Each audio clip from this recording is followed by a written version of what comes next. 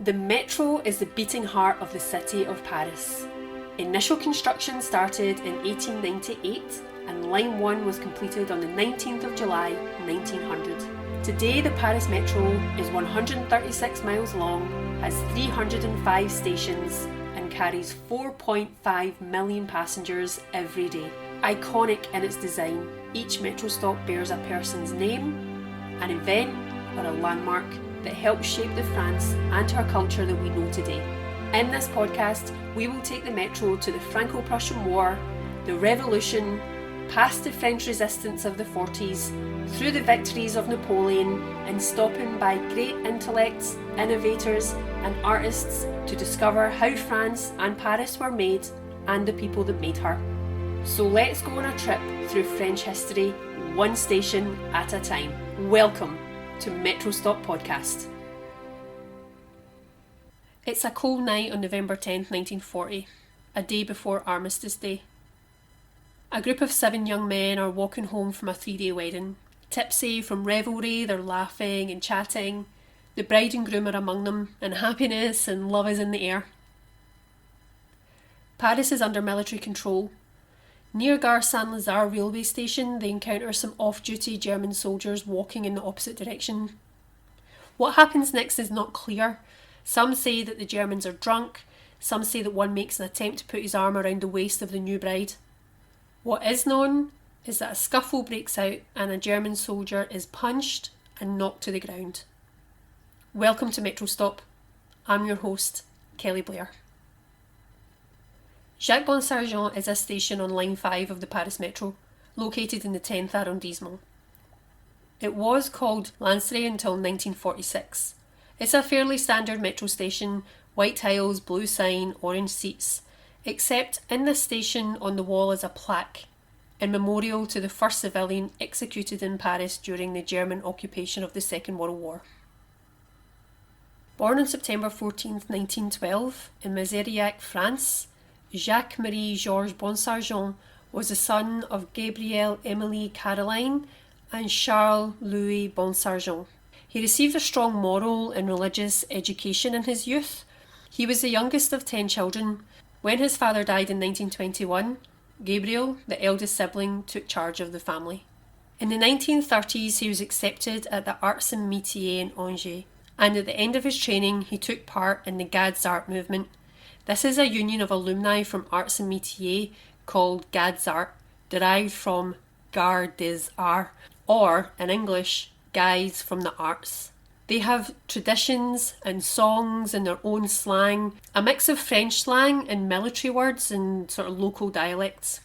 He was drafted into the army in 1939 during the Phoney War and was called back as a special assignment to a boiler factory in La Courneuve. In 1940, a precious metal firm hired him.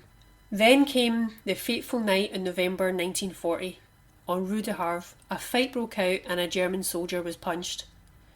Jacques was a witness to this, but wanting to be a peacemaker, he told his friends to go on. He stayed and diffused and calmed the situation.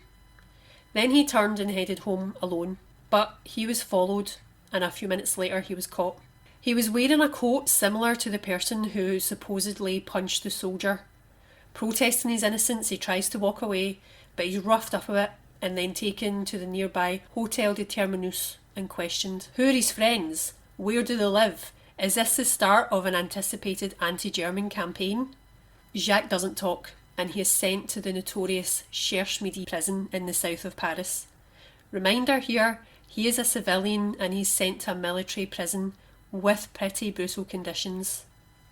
As mentioned, this was the day before Armistice Day, and the German occupiers had banned all commemorative events on the 11th of November. But being aware of the French compulsion to protest, there were warnings issued that no protest will be tolerated. But on the 11th of November, between 3,000 and 5,000 people defy the authorities' orders and demonstrate at the Arc de Triomphe, the resting place of France's unknown soldier. It becomes the first large-scale show of resistance. Now, shaken by this protest, the Germans unleash a quite vicious response.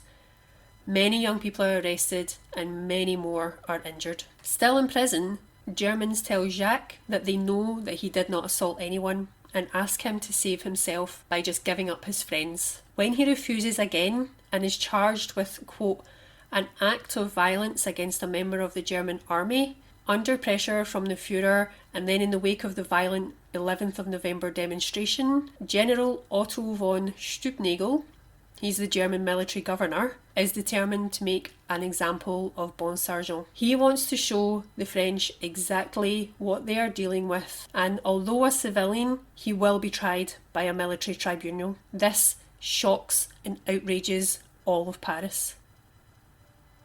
The trial lasts a day, and on the 5th of December, the verdict is announced.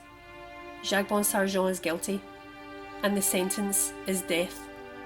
His appeal for clemency is rejected. He continues to refuse to name those with him that night. On the 23rd of December 1940, in Bois de Vincennes, Jacques Bonsergent is executed. In the days after his execution, posters are put up in Paris announcing his death and acting as a deterrent to anyone who thinks about resisting. Despite the penalty being death for sabotaging the posters, many of them were torn down and vandalised, but some were turned into shrines for Jacques.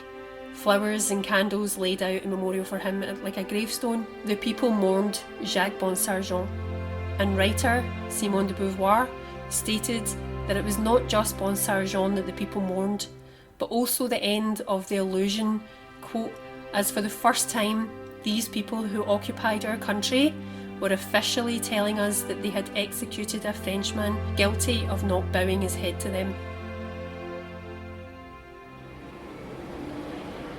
8 months later, and 2.5 kilometres away, Alphonse Moser, a German naval cadet, is getting ready to go to work. Stepping onto a metro train at around 8 a.m. on the 21st of August 1941, he doesn't notice the small pistol in the pocket of one of the 4 resistance men in the crowd pushing towards the train. He is shot in the doorway of the train from behind, and Moser dies from 2 bullets to the lung. The resistance men escape. The gunman is 22-year-old Pierre Georges, who will adopt the nom de guerre of Colonel Fabien. That's next time on Metro Stop. My main sources for this season are the RATP and the website lemetron.fr. Other sources are listed on show notes. Music by Martin Shelkins, and you can contact me at metrostoppodcast@gmail.com.